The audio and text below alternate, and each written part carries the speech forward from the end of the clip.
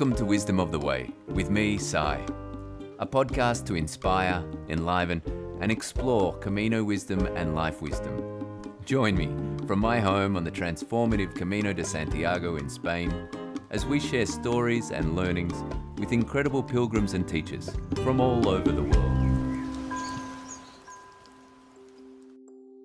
Hola and welcome to another wonderful episode of Wisdom of the Way. I'm really excited to be sharing this incredibly synchronistic, magical meeting and conversation with Caitlin, an amazing soul, an amazing woman. And how we met literally a couple of hours ago was just remarkable.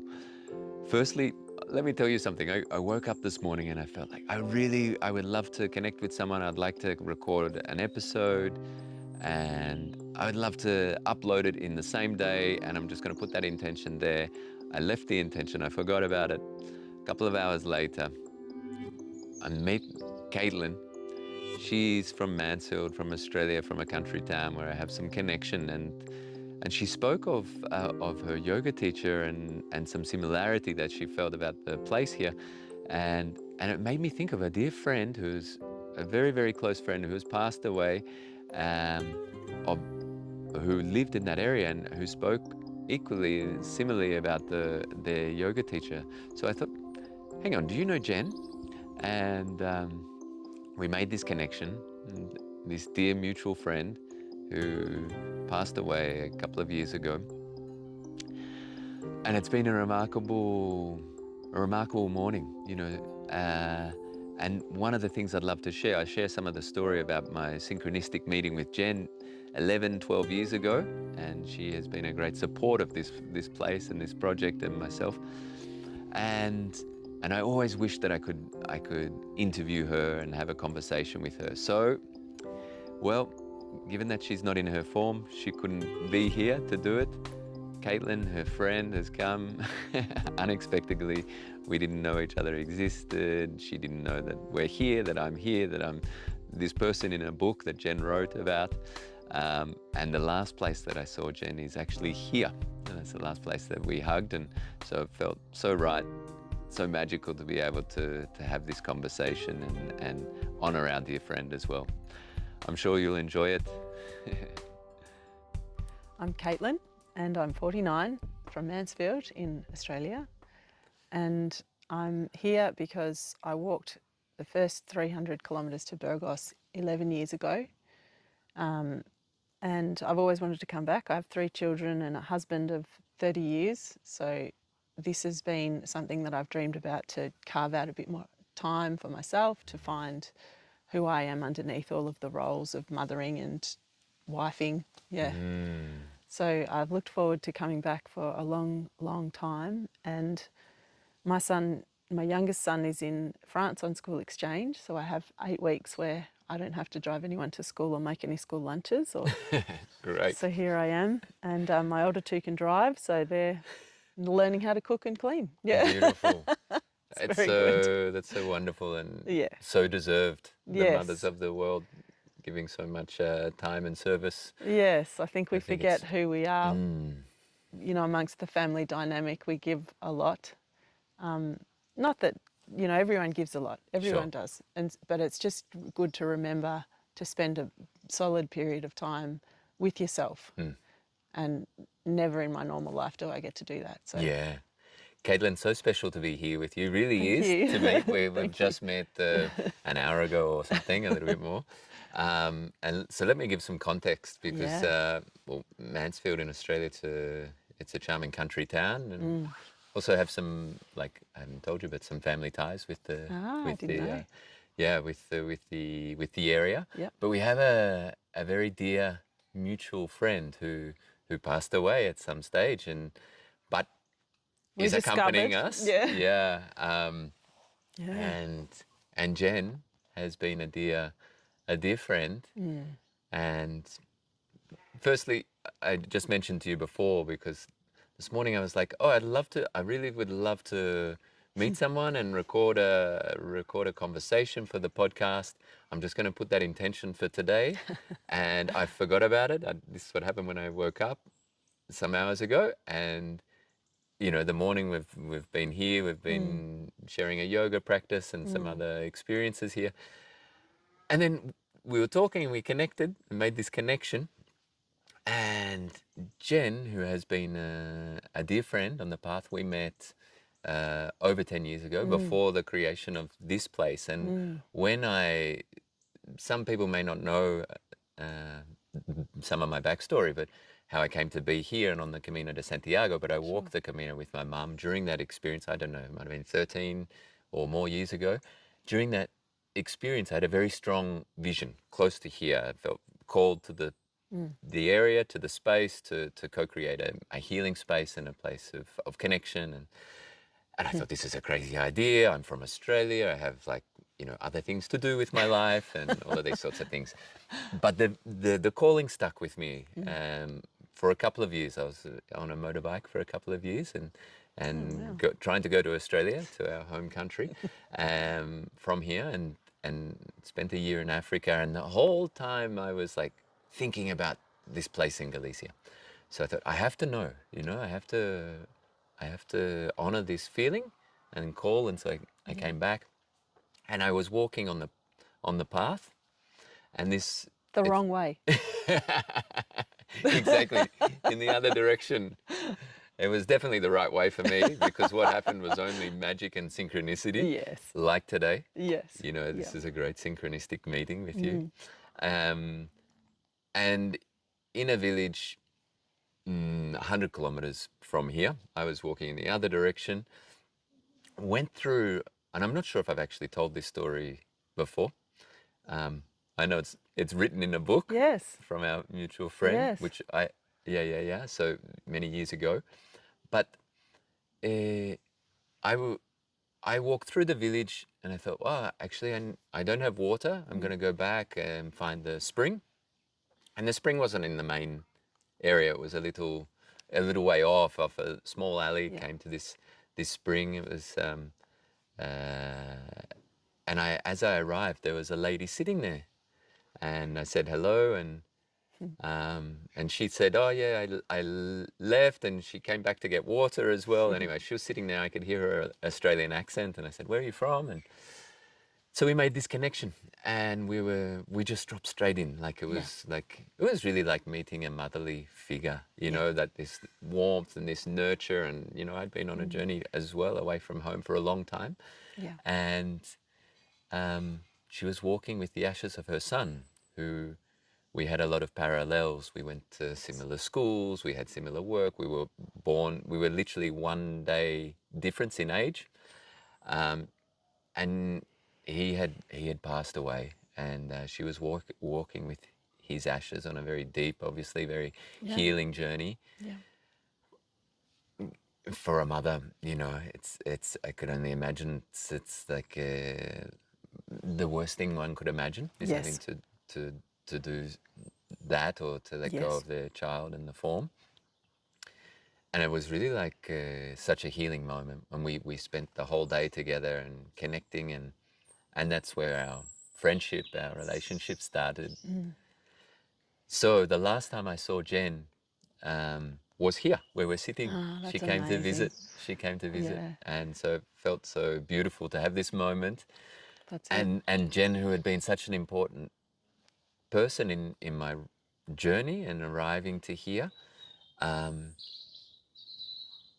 trusting fully also in my journey and in the process, and coming to this space, seeing what was here for me or for this project. So supportive. She was a writer amongst other things, an amazing woman. And yeah, and really just such a special person. And I always thought I would love to interview Jen. I'd love to have a conversation with her. And, you know, this vision of the podcast had been for many years. Huh. And it never happened. And so I felt like today, when we made this super connection, this synchronistic connection, because it was a bit like, oh, you're from Mansfield, from this town, and Yeah, you within a spoke. couple of sentences, I think we established that we had this person in common, because Jen and I used to go to a yoga class with our dear friend Mark, who is a yoga teacher, and he lives in a place that's just like what you've built here. with no walls, just a roof and a yoga shala. And he brings people together with a yoga camp that he runs every year. And Jen and I have both been to that. And that was my connection with this place. I nearly walked past, and then I looked in through the little doorway and saw this place that's just like Mark's, and I was like, oh, I have to go in. It's just like home. That's And then, amazing. And Jen had spoken about this man, about her yoga Yoga teacher. I just teacher. remember her saying, yeah, he comes down from the mountains and he lives He in does. something similar to you. And so that was my connection, That's was your through memory this too. person who I've never met. I only No. envisaged. It's crazy. It's great. And then, yeah, in a few sentences, we worked out I'm from Mansfield, and he knew Jen was from Mansfield, and then here we are. And of course, I burst into tears because that's what you do when you're reminded of your friend. But Jen and I met walking, training, because the next year, I was walking. So when you met her, it was her walk with Rafe, and then she helped me train and get ready and prepare mentally and emotionally and physically for my journey the following year. And during our preparations for my walk, we shared lots of stories. So we got to know each other quite well from all of our sharings, and it ended up being like a walk and talk with Jen. Jen would tell another great, amazing story that you can't believe actually happened. She had a lot of those in her life, and thankfully she did write some of them down. So it's lovely to be here and be reminded of, and I had only heard of you from, I didn't know you had this place, of course. I'd heard of you from the mention in the book and from our chats about passing this man who she felt very connected to, who was you, and how there was a lot of synchronicity between you and her son, and how she felt that Rafe had sort of brought you to her, and also that, you know, you were possibly representing what might have been for Rafe, in his life. You maybe a different path, a different fork in the road. Maybe this could have been. So I do think she felt very motherly towards you, 100%. That was very maternal energy there. Absolutely, it was incredibly mutual. You know, I could really feel the preciousness of that connection and that motherly figure, and would reach out to her in that way. Yeah. You know, it's so beautiful, and Yeah, it's what a incredible. story. And part of what is incredible is that you had no idea that that I'm in Spain, that this exists, that anything Thought it was that a happened, moment in that's time, like, and it's passed, and when you're is it, home. 11 years ago or 12. You would 12 have years been ago? 12 years ago you met her. So it's so beautiful. I mean, in case we're ever doubting or we forget how blessed we are, how supported we are, how everything is also taking care of us. Yep. It's another Reassurance exactly. of synchronicity, and I did feel Jen's bubbling, shiny face. She had this great curly blonde hair, and I could just imagine her in our yoga practice, grinning madly, going, "Ooh!" So I can't wait to share with her friends at home. Yeah. Yeah. I mean, it's so special. So Yes. special. Thank you Yeah. for So coming good. What a and making story. the connection, and for, you know, sharing. And it feels so right to have this conversation with you. As Jen can't do it in her physical not in form. her physical form. So But here I she's so am here with representing us. Jen. Yeah. That's Dear great. Jen, and thanks for offering this beautiful space for everyone's connections, because I feel that this you have created an environment that fosters connection, and people have been very moved by it. Me particularly so, because of course I've remembered my dear friend and found all these connections, but other people during our practice were moved to tears with the emotion of this heart-opening place and the labyrinth. And thank you. Thank you so much. It's really a pleasure. That's really kind. Thank It's so you. nice, Yeah, it's yeah. such a gift that we can connect in this way, and Yeah. simply, Yes. you know, remember who we are, and I think part of the inspiration of this place, and including these conversations, these sharings, is to remember the inner way, the inner Camino, and that this is glorious. I mean, it would be lovely if people could see what What's in we're front of looking at, us. Yes. because they've got a wall, but you know, this glorious nature that we are held in, and the path. It's an incredible vehicle. It's so beautiful, but it's a vehicle for our inner journey. Yeah. How is your inner journey going on Oh, this Camino? on this Camino, Yeah, yes, what are it's you been, learning, and yeah, what's alive in you? well, it's been a very different journey to my last. I was 38 the last time I walked, and physically a lot, obviously I was younger and fitter. And this time I think I had expectations, and that was the root of all my problems, because I expected that I would just have the same experience as last time. I didn't get a blister and I didn't have any physical injury or any, I came with a group of friends and connected very easily with a lot of people, and it was a very different experience this time. As I say, primarily because my expectation was already set that I was going to repeat a similar experience, and it hasn't been like that. I was awake for 48 hours on my flight from Australia to when I landed in Saint Jean, and I didn't make the slightest bit of sense when they asked me to explain why am I here and who am I? I don't think I even strung 3 words together that made sense. But and then I was physically exhausted going up and over the mountain, and that first bit's a real physical kick. So I did find that really challenging. I was nearly physically sick on the way up because it was so demanding, and I hadn't expected that. So it's been a bit of a challenge. Then I had knee trouble. Then I had blisters, and and I've just had gone from thing to thing, shin splints. I'm sick of hearing myself complain about my physical, you know. But Do you feel that there's something for you to learn in this moment about the physical journey, about these? yeah, I think I had a lot of pressure on myself that I had to have a perfect story, like that I had. I think I was quite, you know, trite about not having had blisters or any pain last time, and I think I thought, oh, well, everyone else is just doing something wrong. So it was a bit of an ego Everyone kick, else I is not think. listening to their Yeah, body no, and no, not, exactly, yeah. But here's me who didn't plan a rest day, and of course had set myself quite long stages, and yes, so the learning has been let all of that go and do what your body needs, and stop when it needs to stop, and don't push too hard, and enjoy the time. I've enjoyed connecting with people. That's been really one of the biggest takings home, I think, thing to take home.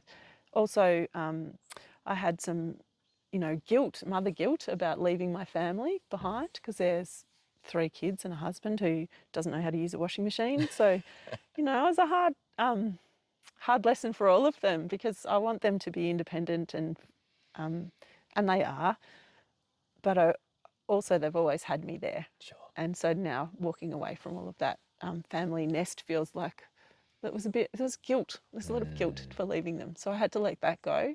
And then I feel like some of the physical ailments went with the emotional ailments. So the guilt of having them coincided with my knee pain. And when I let the guilt of them being alone and figuring things out for themselves, then the pain went. So I don't know if there's some Wow, interesting, huh? synchronicity with your physical and emotional wellness, but it feels like it I was mean, why not? true for me. Yeah. Yeah. And then the shin splints, I think that was, just when I gotten over my blisters, my feet are good, I feel everything's good, I had a great day, and then I started to get shin splints, and I was like, well, I think the lesson there was that I'm pushing too hard. I need to weigh up a bit and slow down. So it has been an interesting journey, but different to what I imagined. Yeah. Amazing. You Yeah. touch on some really powerful and great points, expectations, Yeah. how we all have Definitely. them, how naturally we create them. Difficult not to. Exactly, and especially when we return to Mm. a place where we've been. Of course, the place Yes. is never the same, or the Camino is never the same, No. the river is never the same river. No. But when we return, there's this, naturally we have this image or this idea, and I see this, I've All the lived it as time. well, and I see it all the time, because especially on people's second Camino, Yeah. because often people have an enlivening, opening experience on the first one, and that's why they return. Yes. And they might not get it the second time You in the won't. same way. Yeah. 100%. I can attest to that. Yeah. Yeah. Great, great lesson, great reminder for us, because I think it's like that in Yeah. life. No? Yeah. Yeah. It's Definitely. Yeah. There's a lot of things. And, I'm getting close to Saria, which is sort of, I've walked now over 650 kilometres, and this, I've really enjoyed this part through the Galician mountains and the beauty of these forests and so forth. And I understand that we're about to launch headlong into a quite busy city and with a lot of new faces. And I have approached that with some trepidation, but you've kindly reminded me earlier in a conversation that you get to choose which story you tell. And that's been my other learning. I can choose to tell all the stories of my sore body and my difficulties, or I can choose to tell the story of all of the beautiful people that I've met and the incredible bush that we're walking through and the kindness that we've been shown from the very tired hospitaleros who have been working in this season now for 6 months and they're exhausted. So yeah, you get to choose which story you want to tell. And I'm choosing now to tell a different story than the one of pain and suffering.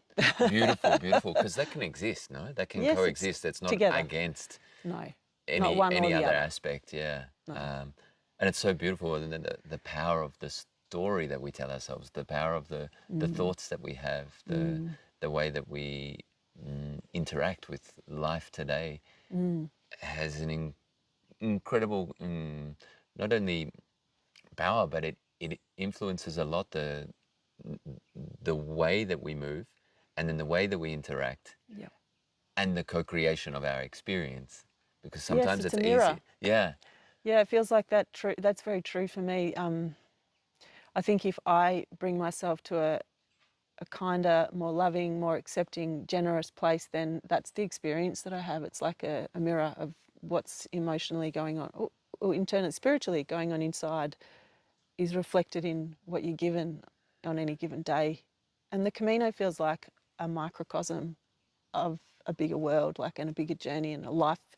It's all concentrated into one very intense little, for me, this is my experience. I'm sure it's not for everyone. Some people come like a tourist and just take photos and, here's me putting my rock at the Cristofero, and I've seen that too, but And equally valid. equally valid, and Like that's where they're everyone's at. on. Yeah. Yeah. But I was looking for an inner learning of who am I without my family and without the stories that I've told for a long time, my 49 years, and which ones are really true and which ones are really me. Yeah, and so that's what I was looking for, I think, without knowing that on my beginning of my journey. I knew I was looking for space, but I didn't, and I still don't know what I'm going to find at the end. And is there ever an end? No, no. Does it ever Absolutely. end? But how beautiful, and it's a great reminder as well, is often what takes us to something, like the reason for doing something, is the impetus for something else. It's like, I mean, I can think of many experiences in my life. An example is I went to India to buy a motorbike to do a big journey. I was interested in motorbike and in the motorbike and in the journey in this dream, and it all fell apart, and I lost it. And because of that, I was in a space, I was receptive, I was also in a crisis, but to something else that started to become a yogic path. And but I didn't go to India for yoga as I knew it. Yeah. And now I look back, in that time, it was a huge crisis. It was like this worst moment of my life. All of this, things and energy and that I'd been working towards over years got pulled away. But looking back, I'd say, wow, what a gift. And it couldn't be any other way. And of course it was like that. Yeah. And so it's great to be reminded that often the things, whether it's bringing us to the Camino, is something, Yeah. that something else is waiting for us in life and Yeah. on the path. That's very true. And I'm interested in that interest that you have around this. Who are you beyond your role, beyond being the mother and the other roles? What are you discovering there? Who are you meeting? Who are you discovering Look, in this moment so far, which obviously is in process and will change? so I think more than what I'm discovering about myself is what I'm discovering connects us all, which I know may sound really classic and corny, but it's love that connects us all. And that kindness and love that we show other people is sometimes difficult to show to yourself. So that's what is being reflected, that the connection that I'm finding with the people along the way are the ones that are the kind, loving connections. And I'm not getting so many of the I'm not giving energy to the less authentic connections that are, that feel less loving. Yeah. So that's probably where I'm going. And I met some gorgeous people who are young and old and just all the spectrum of life and at all stages. And one of them, Jake, reminded me when you were talking about your trip to India, we started to talk about, he's a filmmaker. So he said, well, look, you've got the blisters, you've got the knee problem. But he said, there's no story without struggle. Like, it's boring if you just say, oh, well, everything was perfect. I walked my 800 kilometres, I got my Compostela and I went home. There's no story. So your story is in you overcoming adversity or coming to that point of crisis and learning some lessons about yourself. And then equally important is the taking of it home. Just a little nod from nature saying, Gotcha. oh, well, on point. So we talked a little bit about the Joseph Campbell hero's journey kind of narrative, and because that's, people may not know, but that's that. Share it with us. Yeah. Yeah, it's sort of like what it is for you. Joseph Campbell was a philosopher, I think, from the 20s or something. Yes. And he kind of identified that many of the myths and great stories, the epic sagas that we know from like Star Wars to Lord of the Rings to, Homer's Iliad, all of these great Greek myths and legends there are some similarities between them about a call to journey, a call to an adventure, some trials and tribulations, having somebody like a mentor along the way, and Jen was that for me. On my first Camino, Jen was my person who was my encouragement and my old Gandalf with the staff, telling me here's what to expect, here's not to do, don't pack too heavy, all the things. And then there's the bringing back the boon, which is the taking of those lessons when you've overcome this great, in your epic saga, you've had your journey through, you've overcome the difficulty and the confusion and the chaos of your crisis, and then you learn and you bring home. So we spoke, my friend Jake and I, about our hero's journeys, and he texted me this morning to say, you're nearly finished your hero's journey, how's it going? So we've made these great connections, and but we may never speak again, we may never see each other again, but in the moment they provide this canvas for us and this mirror for us to see ourselves. So this journey has been, like I say, a microcosm of the greater journey of life. How beautiful, how rich. Yeah. And just because we may not see someone again or speak doesn't mean again, they didn't move us. and doesn't mean they're not with us. Exactly. And that's I think true that's too. the thing. I mean, we're speaking about Jen also, we learn to locate that love beyond the physical location. Yes. That Jen and others are with us regardless of we whether leave they an are. imprint on our people, don't we? Absolutely. Yeah. And it's so beautiful. Yeah, and we share our energies and we carry them with us through our journeys and our energetic exchanges through life, whatever they will be. Love, really have appreciated this, the sharing of the hero's journey and the context of that. How I'd love to bring it towards the direction of, as we return home, because it's a really crucial point of the hero's journey, of the Camino de Santiago, of any experience of life, especially something that's enlivening and awakening something, or is supporting us to realize something in our life. How do you feel will be important or significant for you to return home? Is there, I mean, you've been through this process before. Is there something that feels important in terms of that consolidation, that integration? Well, I'm meeting my son who's on school exchange in France. I'm going to meet him in Paris. So we're spending a couple of weeks, just my youngest boy and myself. We've never spent time just alone outside of the family. So I'm looking forward to that as an integration time because he's done his hero's journey of leaving home and, becoming an independent, he's becoming a young man. So this is his journey of away from being parented, being mothered, and learning who he is by himself. So I have to come to him with a new sense of relationship between us where I'm not going, you know, I don't want to return to old patterns of, have you packed your lunch? Have you, you know, did you remember your socks? You know, I'd like to respect him as a young adult and let him find his way of being independent.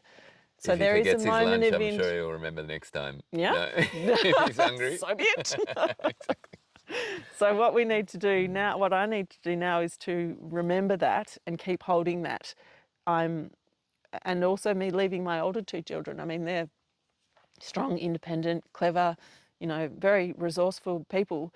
But if I'm there, they will leave me piles of washing. So, you know, I need to let them be adults and respect that by me not doing all of the jobs that I've always done for them, I'm actually helping them. Not, it's not the other way around. I'm helping teach them to be independent humans. And so that's my learning as a mother and wife of a long period of time is that I need to save some energy for myself, and in doing so not feel guilty about what I'm depriving them of, because I'm actually letting them have their own experience of, I'm not trying to micromanage them anymore. So that's what I want to take home. Yeah. It's beautiful. Thank It's you. beautiful. I love this this framing of that, like this leaving the role. But I think I imagine so often we think, okay, I'm coming to the Camino, I'm going to do this experience, whatever it is, and it's for me. You're feeling guilty about it, amongst other things. But it's really interesting how we start to see that it actually is an invitation for others in our life. Yeah. No, Yeah, that's and very true. For them yeah, to step up and behave, you know, be themselves, because not only am I learning who I am outside of the roles with them, but they are learning who they are without me supporting in the background. And yeah, like, you know, my daughter will sometimes ring me in a crisis or a quandary, and this has happened and that's happened and what should I do? And my very wise friend said that was happening with her daughter, she's a bit older than me, so her daughter's got her own children. And her realization was that she needed to then not fix that problem, but actually say, that must be difficult. What are you going to do? You know, and put it back on. And that's what I probably need to do with my family. I think for the longest time, I think I've been fixing a lot of problems, and that's a lot of energy to carry. That's a lot of things to hold together, and that's probably just not really my job actually. So that's something I've been musing over, as how to go home and be different with change the dynamic of our relationships, so that I can respect them figuring out, because they're not going to learn a lesson if I tell them the answers. They're going to need to figure it out themselves. So, and I'm not being not withholding information or being cruel. I'm just letting them figure it out themselves. it sounds like another form of love, because Yeah, it yeah, comes with a different intention, that's true. and also with an intention that someone grows, that Yes, also that's right. they're able Letting to, them learn their own, take their own journeys. Yeah. which I imagine as a mother and as a parent, it's not easy Yeah. to necessarily or natural to It's move like into watching a that. child on a training wheels on a bike, and then they take the training wheels off, and you're like, whoa, whoa, whoa, you know. So it's sort of like that, but they're 22. Yeah, they're different training Oh, wheels. yeah. Yeah, When you go camping, you know, be careful of those roads, and actually just let them go. yeah, amazing. Yeah. So it's it also invites me to think about like the importance of transitions, between Yeah. chapters. Just like, Yes, again, in that's this very journey, true. the transition of, You're very you know, intuitive there, I think. in in these Yeah. moments as we transition through the stages of the path of the Camino and transition at homes. Is there something that supports you in transition? Well, you know, you've hit another nerve, because in terms of transitions, this is also a point of transition of my life as a woman, because in my 49th year, I'm sort of getting to that perimenopausal age. So my role as a maiden mother has kind of coming to a close, and now I'm heading to that cronehood period, you know, I'm perimenopausal. So I'm sort of, my life, my life journey has changed, and some of the aches and pains and things like that are related to the change in my change of life, however you want to put it. And I was reflecting on my dear friend whose birthday it is today. You know, she was like, "Oh, I went on a boat and I couldn't get out of the water back into the boat." And I'm like, well, what happened to us? So there's reconciling these changes that happen to our bodies, because it's quite dramatic in a woman. Like, happens over a quite short space of time. From one minute we're these young, you know, fertile women, and the next minute we're not. Bang! Feels like we've not, you know, heartbeats happened, and we've got to get used to a whole new body. So that's something also. It's an interesting time of my life to take this Camino journey, because it's also reconciling who am I now in that sense, physically. Yeah, not even emotionally or spiritually, but physically. This body needs to be reconciled moving forward. Absolutely. How interesting as well. It's not by, it doesn't seem by accident that you know, No, you're on the Camino this time and having no. this very physical experience. Yeah, and I think it probably, as you say, like, I didn't realise that was part of the reason that I took this journey, because that wasn't actually in my conscious thinking, but perhaps on some deeper level that was also why the calling felt like it was appropriate right now. Yeah. And not only just that my son's in France, you know, and I have a window of opportunity, but it's probably now when it's really needed, because everything changes for a woman when they go through this change of, you know, hormones. You lose confidence in your ability to do things. You physically, your strength isn't what it was. Your balance isn't even as good. You know, you can't think as clearly. Like, it affects not everyone the same way, but for me and many of my friends, cognitively, you start to question yourself. Like, things that you used to do easily or reconcile easily take a lot more effort. It's like wading through honey, like, to get a clear thought sometimes. So it's a very confidence knocking time of life, and this journey has been a good opportunity to find, you know, a couple of times, I'm 49, and a couple of times I've been asked, am I 65 or older, because I could get a discount to a museum or a cathedral, and it's sort of like a, you know, I'm used to being kind of, I don't know, I don't want to be trite, but like, I always felt like I was pretty confident about how I looked and how, you know, people would like me. And when I was This asked if I young was 65, energy. I was like, I beg your pardon. I'm So paying full it's been price. a little bit of a challenge on a few fronts. I'll pay full price, thank you very much, for another Fantastic. 15 years. Happily so. Yeah. Anyway, yeah. That's great. Thanks for bringing it into the space. Really, it's beautiful. Like, also as a man, it's not something that I think a lot about, No, this process no. for, and this stage for women, but also just the something that seems so important is obviously when we're moving into new chapters of our life, they're places we haven't been. No.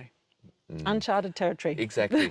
The importance of having companions on the journey, Yes. mentors or friends or however we relate to them, but people who have traversed some of this path, or at least are traversing it, you know, With can us. understand it. You know, Yes, really, having community, yeah. that's important. And there is a big community, a moving community that follows along through a, you know, you tend to find a walking pace that suits you, and you move with a group, and you find familiar faces throughout that. And I can be quite aloof sometimes, but I think the journey's easier if you can get past your kind of inhibitions and connect.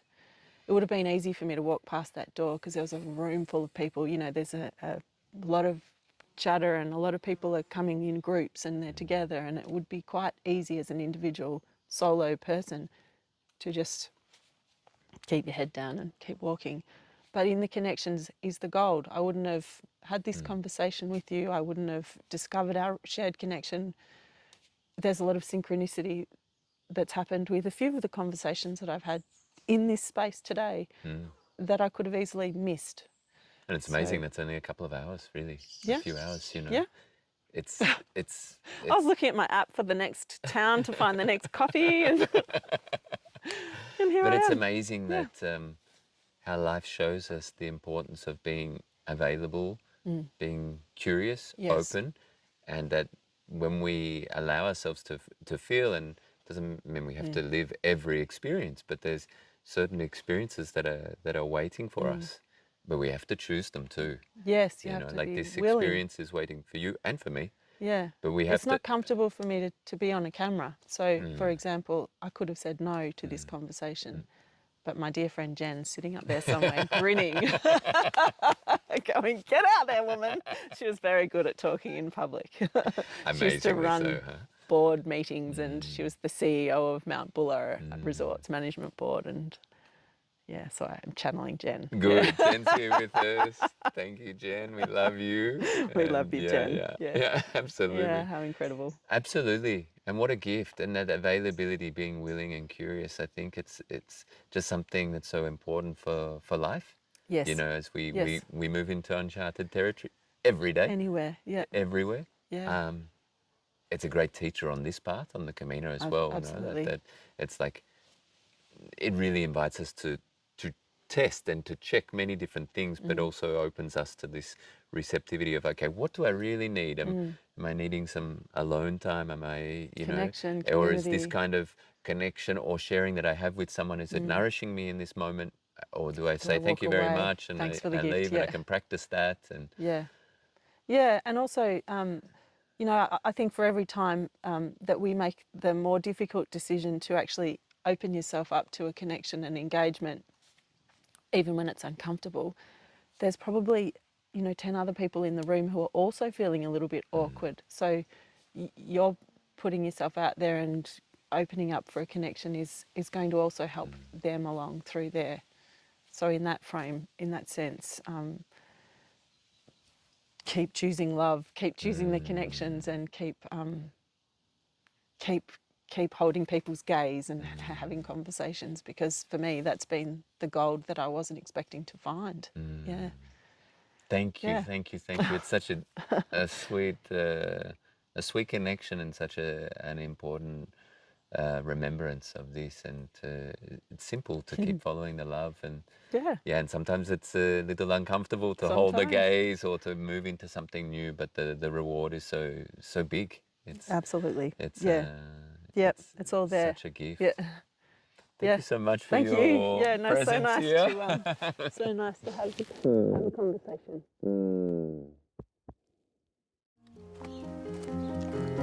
Muchas gracias for tuning in. Wisdomoftheway.com is where you can sign up for our newsletter for transformative walking retreats, courses, and free practices. Also, please leave a review and share this podcast with your friends so that we can bring you more stories of these inspiring Caminos. Many blessings for your inner and outer journey.